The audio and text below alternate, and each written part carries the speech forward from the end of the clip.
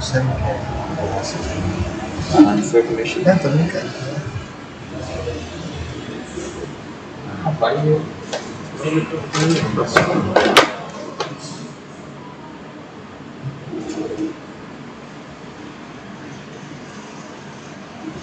Como é que faz? Eu tô ligado, deve ter sentido.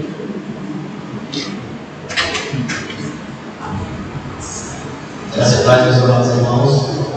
Escreva aí que teve alguém maligno aí. Tirou.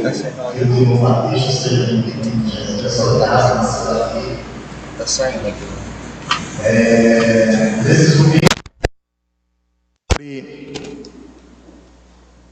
Alguns salmos messiânicos, que são salmos que apontam para o nosso Senhor e Salvador Jesus Cristo. Tem algum momento nos evangelhos que Jesus vai dizer: eu sou os salmos e os profetas. Por que é que ele diz isso? Porque todo o Antigo Testamento aponta para ele. Os salmistas falaram de Jesus, os profetas também. E tem 3 salmos seguidos que os teólogos chamam da trilogia sobre o Messias, que é o Salmo 22, 23 e 24. Esses salmos, eles apontam para Jesus diretamente. São experiências que Davi teve com Deus, mas que são salmos proféticos, que apontam para o nosso Senhor e Salvador Jesus Cristo. E nesse primeiro domingo eu gostaria de falar o primeiro deles, que é o Salmo 22. O Salmo 22. O Salmo 22 foi intitulado por Charles Spurgeon como o Salmo da Cruz. E nessa manhã eu não acharia melhor tema do que esse, o Salmo da Cruz. Esse salmo é como se Davi estivesse aos pés da cruz, narrando e escrevendo tudo o que foi feito por Jesus naquele momento. O seu sofrimento, a zombaria que ele passou, tudo. Ele foi crucificado. Nós temos que lembrar uma coisa nesse momento, só para a gente pegar o contexto do salmo. Por que é um salmo profético? Quando você pega a história de Davi, Davi nunca foi transpassado, as suas mãos nunca foi perfurada pelos cravos, nunca foi perfurado os seus pés, a lança nunca entrou do seu lado. Então é um salmo profético, é um salmo que aponta para o nosso pastor. E esse salmo fala do pastor salvador, o pastor que foi à cruz. A gente vai ver que o grito de Jesus na cruz nunca foi um grito de derrota, mas é um grito de vitória por mim e por vocês. Por isso que você está aqui nessa manhã. Esse salmo é belíssimo, belíssimo, belíssimo. É um salmo que mostra, que narra todo o sofrimento de Jesus por nós. A zombaria, o escárnio, a perfuração dos seus pés e suas mãos. Narra tudo, é belíssimo. Ao mesmo tempo que você vê que é um salmo que o nosso Senhor sofre, mas ele não é um salmo de derrota, é um salmo de vitória. E nós louvamos a Deus por isso. Vamos ler o Salmo 22. Vamos ler completo. Provavelmente, se não der tempo a gente fazer a exposição dele hoje, a gente divide em 2 partes, por causa da riqueza do salmo, para a gente não atropelar, porque tem muita informação, é muito rico. Geralmente eu prego ele, dá para pregar no sermão de 45 minutos, 1 hora, mas para a gente pegar as correlações e devagarzinho entender esse salmo, outra coisa que ele está ligada diretamente ao que Isaías escreve em Isaías 53. Tá? Então ele é correlacionado, ele está direcionado direto é ótimo, né? Ele está ligado direto a Isaías 53. tá? Vamos ler, eu vou ler os ímpares e gostaria que a amada igreja lesse os pares. Deixe sua Bíblia aberta, vamos para a Bíblia. Vamos ler do 1 até o 31, vamos ler por completo. E vamos ver se a gente consegue chegar, que ele está dividido em 2 atos, esse salmo. A primeira é a humilhação, o segundo ato é a exaltação do nosso Senhor. Eu vou ler os ímpares e gostaria de ler, que os amados lessem os pares. Salmo 22. Deus meu, por que me desamparastes? Por que se acham longe de minha salvação as palavras de meu gemido?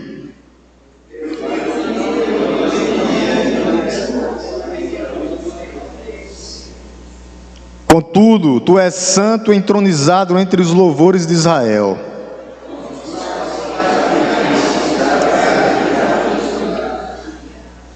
A ti clamaram e escaparam, confiaram em ti e não foram envergonhados.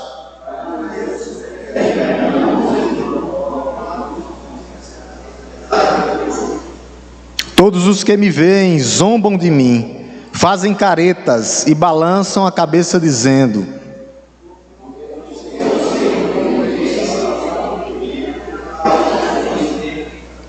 contudo tu és quem me faz nascer e me preservastes, estando eu ainda ao seio de minha mãe.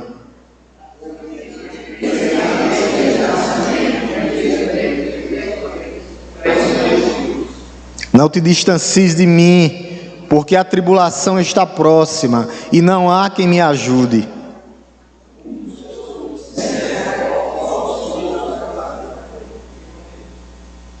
Contra mim abrem a boca, como faz o leão, que despedaça e ruge.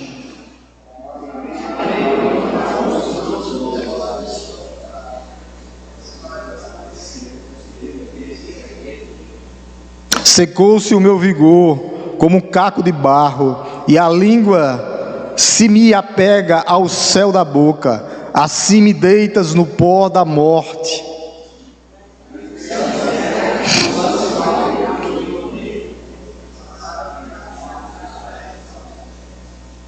Posso contar todos os meus ossos, os meus inimigos estão olhando para mim e me encarando.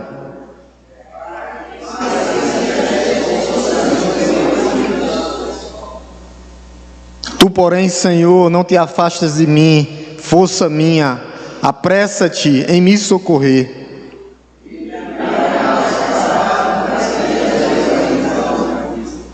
Salva-me da boca do leão e dos chifres dos búfalos. Sim, tu me respondes.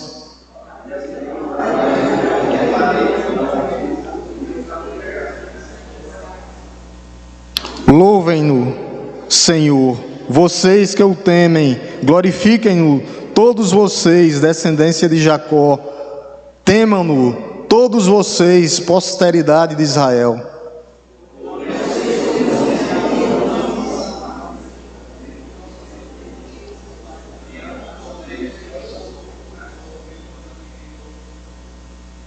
De ti vem o meu louvor na grande congregação, cumprirei os meus votos na presença dos que o temem.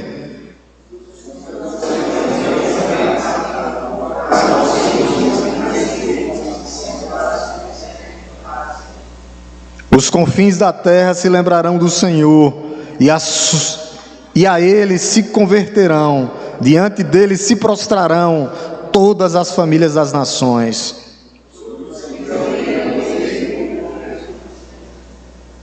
Todos os ricos da terra hão de comer e adorar, e todos os que descem ao pó se prostrarão diante dele, até aquele que não pode preservar a própria vida.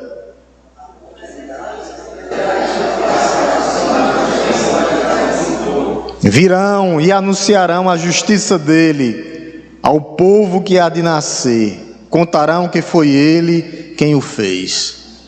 Amém? Louvado seja o nome de Deus. Oremos novamente, curve sua cabeça por iluminação e compreensão da parte de Deus. Te louvamos, Deus, nesta manhã, Te bendizemos, te agradecemos por essa primeira parte, os louvores entoados ao teu nome, as orações, a dedicação de dízimos e ofertas que fazem parte, ó Deus, da adoração verdadeira e genuína. Obrigado, Senhor, por tudo que aconteceu até aqui. E que nesse momento, ó Senhor, o Senhor fale aos nossos corações, através da Tua palavra, através do que Cristo fez por nós na cruz do Calvário. É isso que eu te peço, ó Deus, iluminação e compreensão da Tua parte. Te peço e te agradeço, ó Pai, no nome santo e poderoso de Jesus. Amém? Então a gente vê dois atos aqui: a humilhação de Cristo na cruz do Calvário. Esse é o Salmo da Cruz, chamado por Charles Spurgeon, o grande pregador britânico. E esse Salmo de Davi, algumas experiências que Davi teve com Jesus, com Deus, mas também é um salmo profético. É um salmo que a gente vê que é o salmo vicário, é um salmo que Jesus nos substitui na cruz do Calvário.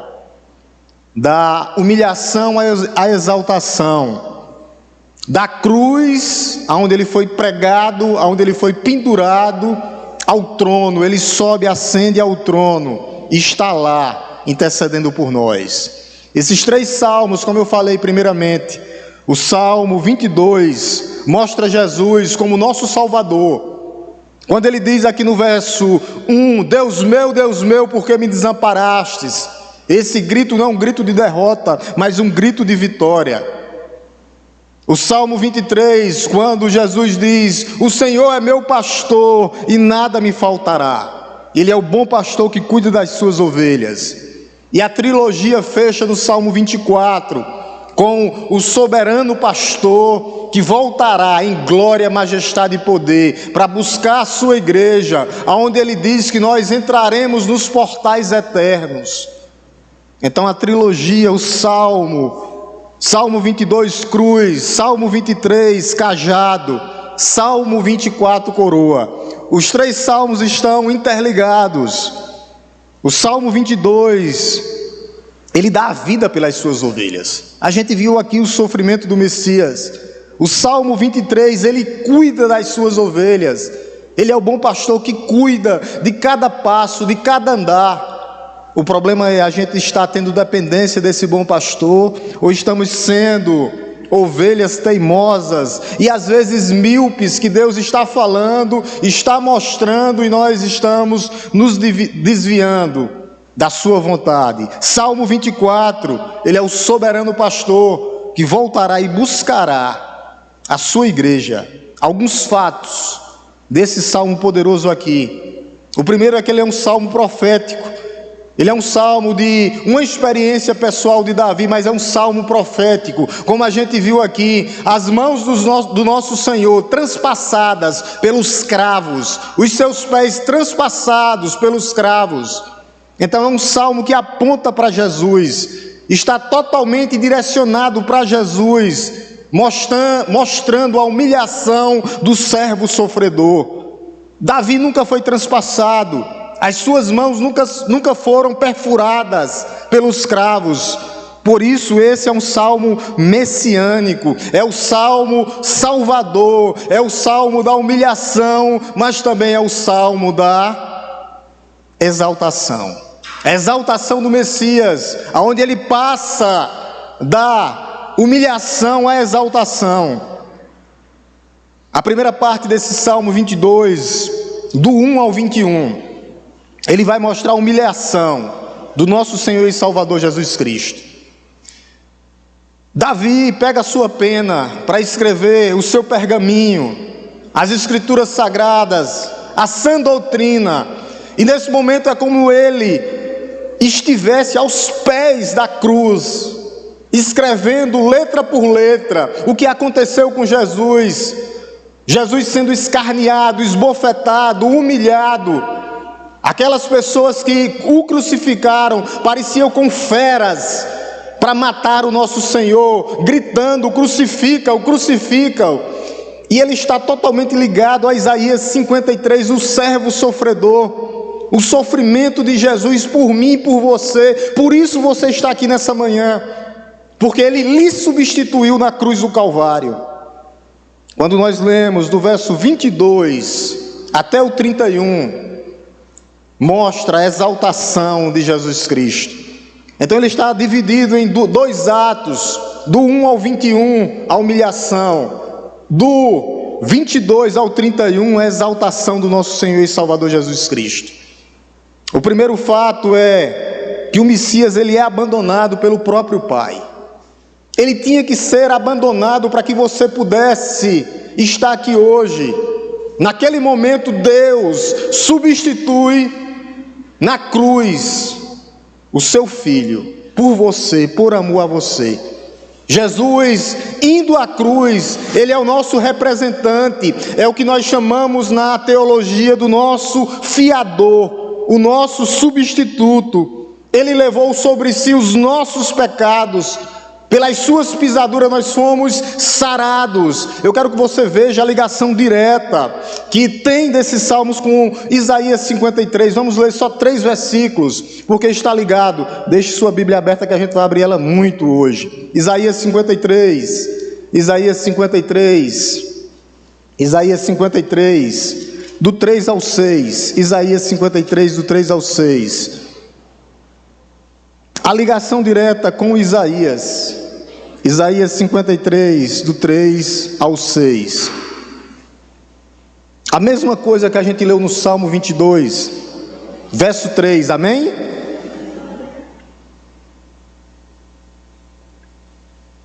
Isaías 53, do 3 ao 6.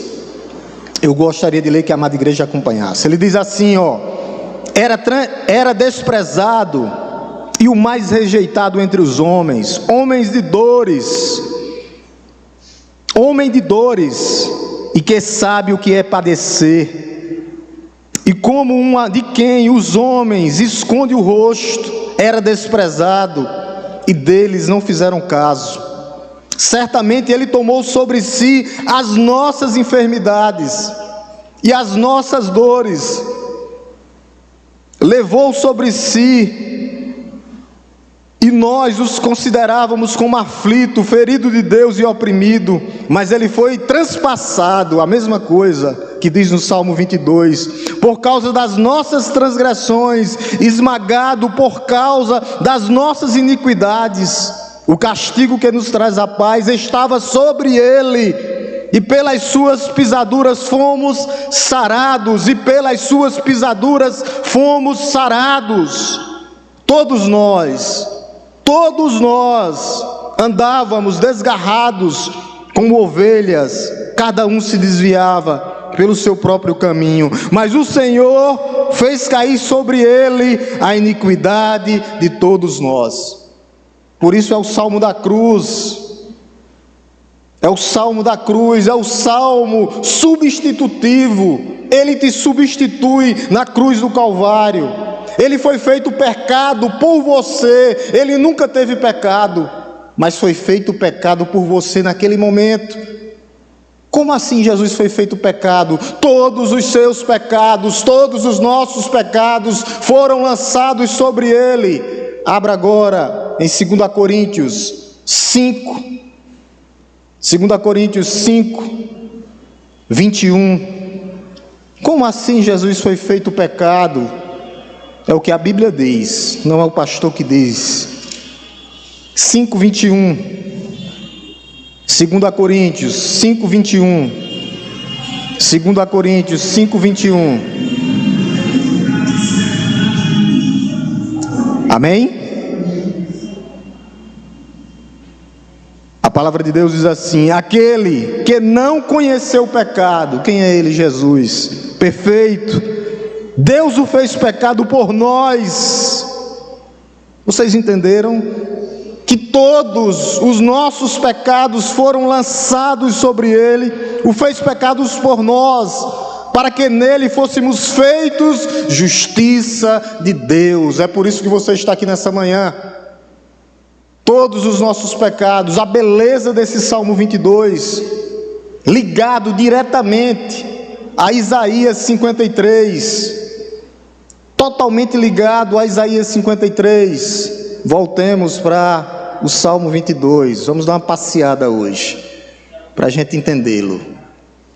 Voltemos para o Salmo 22, perdão. Isaías 52 não, Salmo 22, que é o nosso ponto de referência hoje.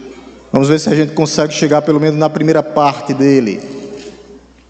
E ele começa o Salmo dizendo, que coisa, olha o que ele diz, Salmo 22, verso 1, Deus meu,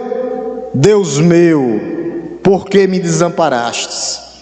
Deus meu, por que me desamparastes? Aqui é a separação punitiva por causa dos nossos pecados, mas que o Messias aceitou voluntariamente, ele foi para a cruz voluntariamente. Aqui é o rompimento, nesse momento, do Pai com o Cristo, em nosso favor, e por obediência ele foi à cruz, e deu um grito, não um grito de derrota, mas um grito de vitória. Deus meu, por que me desamparastes? Aqui é o bom pastor, salvador, dando a vida pelas suas ovelhas nesse momento.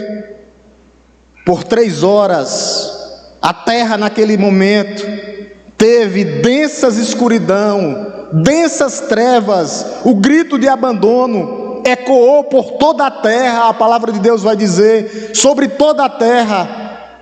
Aqui onde está a doutrina da expiação, nesse momento os nossos pecados foram lançados sobre Cristo. Nesse momento, Jesus não morreu na cruz para possibilitar a sua salvação, não, foi muito mais. Cristo morreu em seu lugar para te substituir. Ele morreu em teu favor, como teu fiador, como teu representante legal, quitando a tua dívida. Morreu a tua morte, morreu a minha morte, morreu a nossa morte, morreu para salvar você. Esse é o grito de desamparo, mas o grito de vitória. Deus meu, por que me desamparastes? É o grito de vitória. A pergunta é, por que naquele momento ele foi abandonado por Deus, pastor? Ele foi abandonado por Deus. Naquele momento Deus desamparou, abandonou o nosso Senhor Jesus Cristo.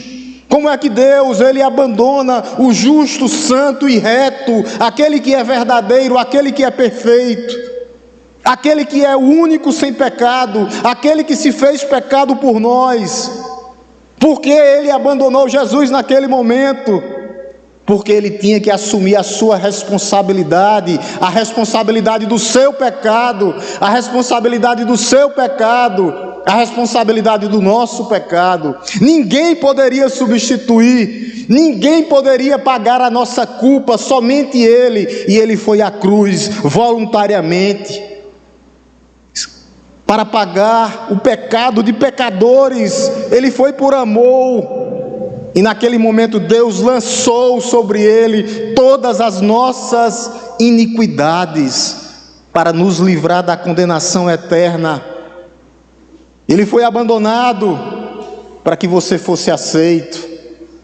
Ele foi abandonado para que nós pudéssemos ser aceitos como filhos de Deus. Então não é um grito de derrota, mas é um grito de vitória para o povo de Deus. Deus meu, por que me desamparastes? Verso 1.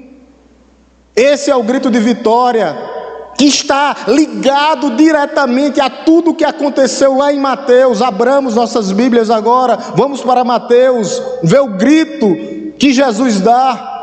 O autor mostra e comprova. Mateus 27, 46.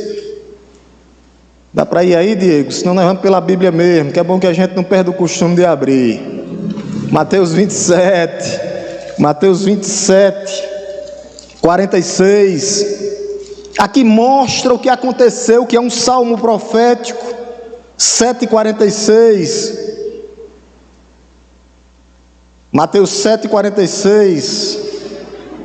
Amém ou misericórdia? Mateus 27, verso 46.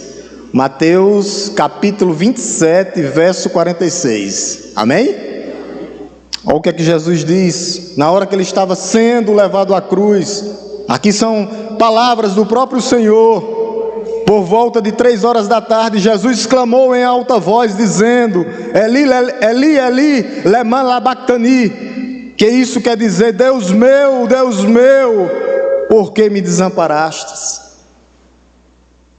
Esse é o grito de vitória de Jesus na cruz do Calvário por mim e por você. Nunca foi uma derrota, nunca foi um grito de derrota, mas um grito de vitória, vencendo o pecado por mim e por você. Então o primeiro ponto no Salmo 22 é que o grito de Jesus naquele momento de dor e de sofrimento não é um grito de derrota, mas é um grito de vitória. Deus meu, por que me desamparastes? E Jesus continua o seu clamor na cruz. Verso 2 agora, Salmo 22, verso 2. Salmo 22, verso 2. Olha o que é que ele diz no verso 2: Deus meu, clamo de dia e não me respondes, também de noite, porém não tenho sossego. Jesus continua o seu clamor. Nós temos que lembrar que ele passou a noite na cruz.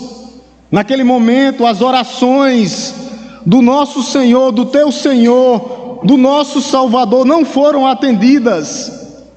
Não foram atendidas. Olha o que é que ele diz no verso 2: Deus meu, clamo de dia e não me responde, também de noite, porém não tenho sossego. A humilhação de Cristo na cruz. Ele clamava e não era ouvido pelo Pai naquele momento. O desamparo do Pai. As orações de Jesus não foram atendidas naquele momento. O seu clamor não foi atendido naquele momento. Naquele momento o céu ficou em silêncio. Deus meu, clamo de dia e não me responde, também de noite, porém não tenho sossego. Não havia resposta do Pai naquele momento. Mas tudo isso por quê, pastor? Para que você pudesse estar aqui, para que você pudesse ser resgatado do seu pecado, para que você não pudesse ir para o inferno, porque era a condenação que nos aguardava, era a morte, a condenação que nós merecíamos. Esse clamor, esse momento de Deus não atender o nosso Senhor, Ele fez isso por mim e por você, pelo nosso resgate, pela nossa redenção, pela nossa justificação, pela nossa santificação e pela nossa glorificação que nos aguarda. E o clamor do Messias continua no verso 3 ao verso 5. Eu gostaria de ler, que os amados irmãos acompanhassem, do verso 3 ao verso 5. O clamor do Messias continua. Olha o que é que ele diz: contudo, mesmo na cruz, ele reconhece a santidade do Pai. Contudo, tu és santo, entronizado entre os louvores de Israel. Nossos pais confiaram em ti, confiaram e tu os livrastes. A ti clamaram e escaparam, confiaram em ti e não foram envergonhados. Mesmo diante da agonia, mesmo diante do sofrimento, o Messias confia no Senhor. O Messias agradece a Deus por causa da sua santidade. É isso que ele está dizendo aqui, dizendo que Deus é santo e está entronizado, e por isso ele é o único digno de ser louvado. Louvor somente a Deus, glória somente a Deus, exaltação somente a Deus. Por isso, naquele momento de dor, de crucificação, de agonia, o Messias continua louvando a Deus. E nós devemos fazer isso. Nós temos que viver com um estado de adoração a Deus, de exultação a Deus, independente dos momentos, porque haverá momentos bons e momentos ruins, mas todo dia haverá Deus conosco. Ele teve que morrer como sacrifício para me substituir, para te substituir, para Ele cumprir cabalmente e completamente a lei. No verso 4 ele diz, olha o que é que ele diz no verso 4: Nossos pais confiaram em ti, confiaram e tu os livrastes. Aqueles que confiam no Senhor têm livramento. Aqueles que confiam no Senhor jamais serão abandonados, mesmo que tenham percas, mesmo que passem por momentos de dores. Ele nunca abandonou Abraão, ele nunca abandonou Jacó, ele nunca abandonou Isaac, ele nunca abandonou Davi, apesar desses homens serem imperfeitos. O problema é em quem nós estamos confiando. Todos os nossos clamores chegarão a Deus, serão atendidos, e Ele diz aqui que não seremos envergonhados. É isso que Ele está dizendo aqui. Ele diz no verso: nossos pais confiaram em ti, confiaram e tu livrastes. Verso 5, confiaram e escaparam em ti. Aí ele diz no final do verso 5, e não foram envergonhados. Aqueles que confiam no Senhor não serão envergonhados. O mundo pode tentar te envergonhar, Satanás pode tentar te envergonhar, mas diante do Senhor você não será envergonhado. Quem são esses? Ele diz no verso 5: aqueles que confiam em ti. Aonde está a tua confiança, meu amado irmão? Aonde está a nossa confiança? No Deus Altíssimo, no Deus Criador dos céus e da terra? Ou você está olhando para as circunstâncias? Está olhando para a direita? Está olhando para a esquerda? Está olhando para trás? Não. Paulo diz que eis que tudo se fez novo, nova criatura. As coisas velhas se passaram. Aqueles que confiam no Senhor jamais serão envergonhados. Diz aqui: porém, mas, todavia, aqueles que não confiam no Senhor. Abram Lucas 9. Se você não confia no Senhor, olha o que é que vai acontecer com você. Duas opções: ou você confia ou você não confia. Não tem a terceira via aqui não. Ou você é de Deus ou você não é de Deus. Lucas 9,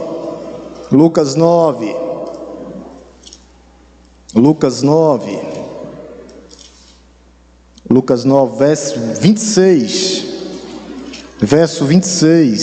Lucas 9, verso 26.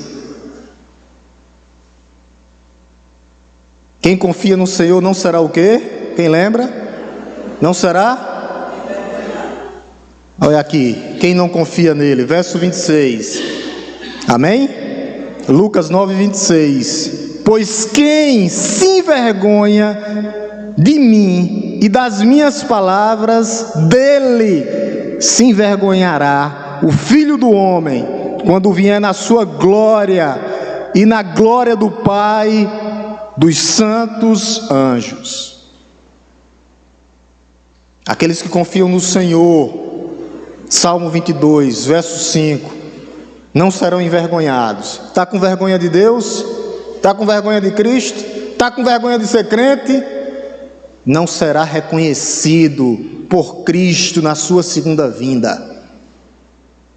Quem confia nunca será abalado, nunca será destruído. Poderá passar por tribulações porque faz parte, mas aquele que se envergonhar de Cristo não será reconhecido pelo Pai no reino dos céus, na sua volta. É a palavra de Deus. É a palavra de Deus. Porque quem se envergonha de mim e das minhas palavras, está se envergonhando da Bíblia, da palavra de Deus que é inspirada, revelada, que é sua prática de regra e fé. Dele se envergonhará o Filho do Homem, aquele que vem com o cetro na mão para nos resgatar. Você só precisa confiar, você só precisa não se envergonhar e nem fazer vergonha. É isso. Eu confio no Senhor, totalmente no Senhor que fez os céus e a terra. E quando Ele vier em glória, em majestade, Ele não se envergonhará de mim, de você, nunca jamais, porque nós somos filhos, selados e lavados com o sangue do Cordeiro de Deus que tira o pecado do mundo. Aonde está a tua confiança, meu amado? Aonde está a tua confiança? No Salmo 22, o Messias não foi só abandonado por Deus naquele momento, porque ele precisaria ser abandonado por Deus, mas ele foi abandonado pelos homens também. Do verso, vamos ver se a gente termina aqui, pelo menos esse verso, até o verso 11, o abandono de Jesus pelos homens. Primeiro ele foi abandonado pelo Pai, para te substituir, naquele momento precisaria, para que os pecados, os seus pecados, as nossas iniquidades fossem lançadas sobre ele. Mas agora a gente vê que ele é abandonado pelos homens também. Verso 6, a partir do verso 6 até o verso 11. Vamos devagarzinho que a gente, em nome de Jesus, daqui para um mês dá para terminar esse salmo. Olha o que é que ele diz no verso 6. Olha como ele se sentiu, Jesus, naquele momento. Ele diz assim, o momento que ele estava indo para a cruz, verso 6: mas eu sou verme e não um ser humano. Aí você começa a ver as afrontas, afrontado pelos homens e desprezado pelo povo. Lembram quando Jesus diz, né? Eu vim para os meus e os meus não me receberam. Naquele momento Jesus se considerou um verme, é isso que ele está dizendo aqui, mas só um verme, humilhado, desprezado. E é interessante que Jesus, na sua humildade, ele não usou por usurpação ser igual a Deus, mas naquele momento ele se sentiu um homem repugnante.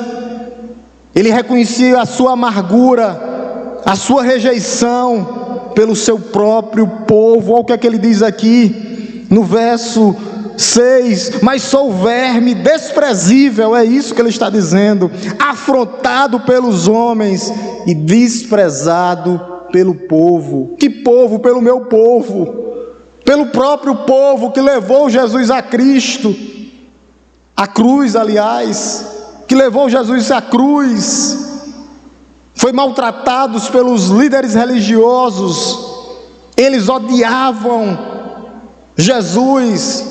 Quando as pessoas odiarem você, não é por causa de você. Não, eu vou falar isso à noite. Ele não odeia você, o mundo, ele odeia o próprio Senhor, e não a você. O ódio é contra Deus, então não se preocupe quando o mundo lhe odiar, quando o mundo não lhe aceitar, porque o levante não é contra a igreja, mas é contra o próprio Senhor que eles estão lutando e vão perder, porque está escrito: a batalha já foi vencida pelo seu povo, no verso 6, desprezado. É isso que ele está dizendo aqui, e desprezado pelo seu povo. Mas tudo isso estava marcado, que Jesus ele teria que se esvaziar para sofrer em nosso lugar. Tudo isso estava escrito lá em Isaías 53, como a gente leu, e Paulo confirma isso lá em Filipenses. Vamos dar um pulinho lá em Filipenses. Ele teria que ser esvaziado, se tornar homem, para ser desprezado, para me substituir, para te substituir. Desprezado pelos homens. Está sendo desprezado você está sendo humilhado. Muito mais foi o seu Senhor, muito mais foi o seu Salvador. O que nós estamos passando aqui não é comparável com o que ele sofreu por nós. Filipenses, Diego, sim, Filipenses 2, dos versos 5 ao 8, o que é que ele diz? Tinha que haver essa humilhação, do verso 5 ao verso 8, o que é que diz? Amém? Amém?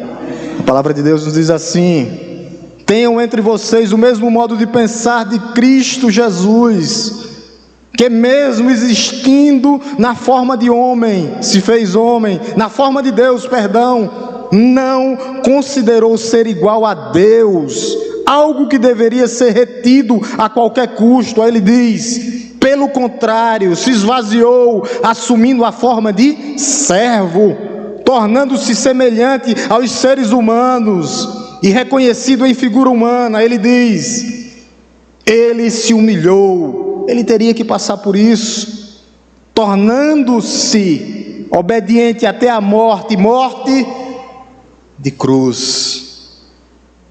Abandonado, não só abandonado, sempre voltando para o Salmo 22, mais do que abandonado, ferido de Deus, humilhado, transpassado, e alvo de quê, pastor? Da zombaria. Está sendo motivo de zombaria no colégio, na faculdade, pelos seus amigos ou no trabalho. Muito mais foi o seu Senhor por você. Voltemos no Salmo 22, verso 7.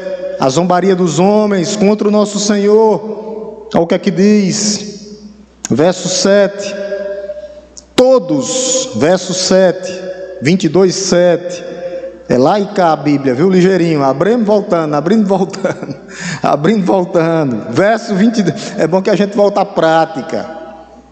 22, 7. Todos os que me veem zombam de mim, são escarnecedores, fazem caretas, balançam a cabeça. Era isso que eles faziam com nosso Senhor. Ele foi cuspido, esbofeteado, chicoteado, ensanguentado, carregou uma cruz, ficou no meio de 2 ladrões. A mesma cena da sua crucificação. Balançavam a cabeça e diziam com zombaria: salve a si mesmo. Não tiveram compaixão, mas maldade no coração. Zombaria, escarnecedores. Nós temos que ter cuidado com os zombadores, e para não nos tornar escarnecedores dentro da igreja, maledicentes dentro da igreja, não. Nós temos que pegar o exemplo de Cristo. Sabemos que vamos sofrer, mas nós temos que aprender com Cristo, em Cristo. A zombaria só aumenta. Verso 8, olha o que é que diz. Eles gritando, a gente vai já para ver. Eles gritavam nesse momento, os zombadores, e diziam, verso 8: confiou no Senhor. Você não confia em Deus? Que Ele o livre. Os zombadores, a mesma coisa do que aconteceu em Mateus, a gente vai ver agora. Salve-o, pois nele você não tem prazer. Olha o que é que os zombadores disseram a ele: não confiou no Senhor? Livra-te daqui da cruz, salva-te a ti mesmo. Você não tem prazer nele, salva-te daqui mesmo, da cruz. Saia daí, chama o teu Deus. Vamos lá para Mateus para a gente ver essa cena dos zombadores. Está tudo interligado. Hoje é muita Bíblia, louvado seja Deus por isso. Mateus 27, a partir do 29, tá? Só para a gente ver só a cena, a partir do 29. As bibliazinhas passando é bonito demais, né? Melhor do que o Data Show. 27, a partir do 39, do 30 até o 43. Vamos só alguns versículos, tá? Vamos ver a cena aqui. Eu vou ler com a igreja agora para mim respirar um pouquinho. E à noite tem mais. A cruz. Olha o que é que ele diz. Mateus 27, amém? Do 39 até o 43. Vou ler os ímpares e gostaria que a amada igreja lesse os pares. Olha o que é que ele diz. A mesma cena. Os que iam passando blasfemavam, zombavam contra ele, ó, a mesma cena, balançando a cabeça, dizendo, 40,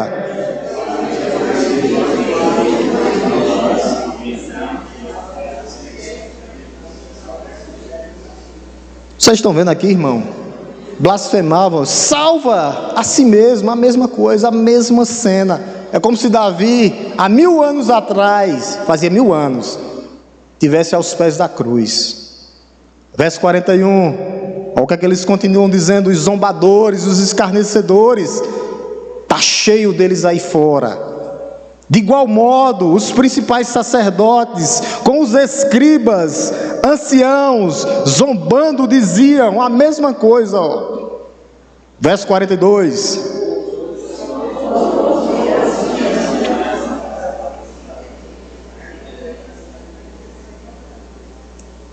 Vocês estão vendo, gente? A mesma coisa.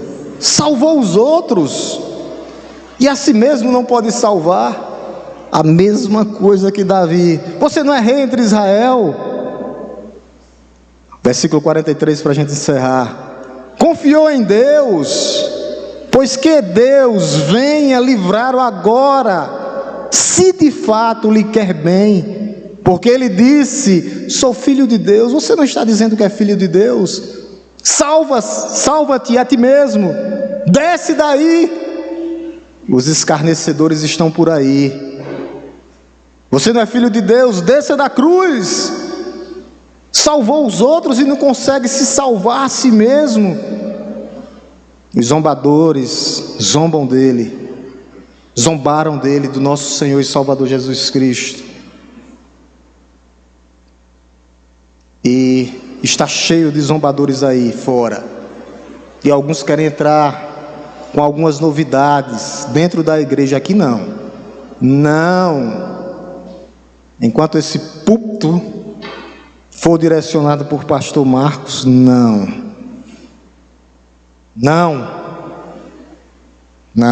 Nós vamos honrar e glorificar aquele que é digno de toda honra, toda glória, todo louvor e toda adoração. Mesmo, nós vamos continuar na próxima. Nós ficamos aí no capítulo 9, versículo 9. Eu só quero mostrar para vocês que mesmo abandonado pelos homens, o Messias confiava somente em Deus. Eu vou só ler, não vou explicar. Do verso 9 ao verso 11. Para a gente ver. Lembrando, né? Vai e volta. Já é o quê? Salmo 22, gente. Perca o clima não, tá? Salmo 22. Olha o que é que diz aqui. A confiança do nosso Senhor nunca foi em homens, nunca foi nos zombadores. Ele sabia de tudo, ele era onisciente, onipotente, onipresente. Ele nasceu para isso, para ser levado à cruz e para levar sobre si os nossos pecados. Contudo, porém mais, aonde está a confiança de Deus? Olha o que é que ele diz. Depois eu vou explicar isso aqui, versículo por versículo. Marquem aí para me lembrar, domingo que vem. A gente continua a partir do 9. Marca aí, irmã Iraneide, em nome de Jesus aí para me lembrar. Aí, marca aí para me lembrar. Olha o que é que ele diz, até o versículo 11. Contudo, tu és quem me fez nascer. Foi Deus que colocou através do Espírito Santo o menino Jesus no ventre de Maria. Estando eu ainda no seio da minha mãe, a ti me entreguei desde o meu nascimento, desde o ventre da minha mãe. Tu és quem? Meu Deus. Aí ele continua: não te distancies de mim, porque a tribulação está próxima e não há quem me ajude. Não há quem possa ajudar você a não ser Deus. Ele ajuda, garante, te protege e te mantém, apesar das adversidades da vida. Tu me preservastes. Lembra o que o salmista diz? O mesmo desde o ventre da minha mãe. Davi vai dizer que Jesus, ele teceu, nos teceu. O que é isso? Ele tricotou cada célula das nossas vidas. Nós somos formados de mais de 1 trilhão de células. Cada célula foi tecida. A perfeição de nosso Senhor. desde o ventre da tua mãe. Tu não chegou aqui por acaso, tu não está fazendo parte da comunidade de fé por acaso. Deixa eu terminar com uma aplicação que eu nem coloquei no meu esboço. Não, preste bem atenção, não esconda os seus dons. Os seus dons e talentos são para servir a igreja, é para a edificação do corpo de Cristo e para a glória de Deus. Você, é você mesmo que está me ouvindo aí. É eu, pastor, é você mesmo. Não esconda seus dons e talentos. A igreja está precisando de pessoas em todos os ministérios: infantil, nas mulheres, no berçário. Quer servir? Me procure, que não falta onde servir. Você não está servindo a homens, mas a serviço do soberano, que veio como servo para te servir. Te servir. Não esconda os teus dons e talentos. Lembra lá o que Jesus disse, né? Senão eu tomo e dou a quem tem 10. É assim que funciona no reino dos céus. É assim que a palavra de Deus diz e fala. E é assim que nós vamos viver para a glória de Deus, servindo aos nossos Deus, ao nosso Deus, único Deus, poderoso Criador dos céus e da terra, com as nossas vidas, com os nossos dons e talentos. Porque se nós não nascemos para servir, o que é que nós estamos fazendo aqui na terra? Eu e você. Se nós não entendermos o que o servo sofredor fez por mim e por você, quando ele diz: eu vim para servir, não para ser servido. Sirva aonde você estiver. Está trabalhando na empresa, não está fazendo para o seu patrão, não. Não está fazendo para o seu patrão. A palavra de Deus é clara. Está fazendo para Deus. Faça o melhor, glorifique a Deus, seja o melhor funcionário, não falte, dê o máximo, avance na empresa, cresça, porque você está glorificando a Deus. E os patrões do mesmo jeito. Não tire o suor do seu funcionário, não é o que a Bíblia diz? O equilíbrio. Deus é maravilhoso. Louvado seja Deus por Ele. Louvado seja Deus por Ele. Vamos orar em nome de Jesus. 10h30, para nós nos dividirmos em sala de EBD. Sala Gênesis, fica aqui, tá? É Janderson hoje? Fica aqui com o Janderson. Ivan adoeceu. Meus pequenos me sigam para a sala dos batizandos. Hora do remédio. Está tocando aqui, eu tenho que desligar esse danado. E eu não sei onde é que ele está, não. Já ia perder, viu? Vamos orar em nome de Jesus e nos dividir em sala de ABD. Oremos. Te louvamos, Deus Todo-Poderoso, pela Tua palavra maravilhosa. Os salmos messiânicos, ó Deus, que apontam para o Senhor. Ó Deus, que graça maravilhosa. O Senhor como o nosso pastor salvador, que deu um grito na cruz, não um grito de derrota, mas um grito de vitória. E por isso, ó Pai, nós estamos hoje aqui, nesta manhã, para Te render graça, para Te render louvor, para Te render adoração. Todo o nosso clamor nós colocamos diante de Ti, ó Pai, rendidos e agradecidos, não pelo que o Senhor faz, mas pelo que o Senhor é. Um Deus bondoso, um Deus que é amor na sua essência, um Deus que nos amou de tal maneira que palavras humanas não conseguem explicar esse amor salvador, esse amor redentor, esse amor vicário, esse amor substitutivo pela sua igreja. Ó Deus, diante de Ti, ó Deus, nesta manhã, nós queremos Te glorificar, ó Deus, Te render graça, porque nós sabemos, ó Deus, que são leves e momentâneas as tribulações, e elas não são comparadas com a glória do porvir. E nós sabemos que o sol voltará a raiar, o sol voltará a brilhar. Para quem, Senhor, foi lido nessa manhã? Para aqueles que confiam em Ti, somente em Ti, ó Senhor. Nós não confiamos em bens, não.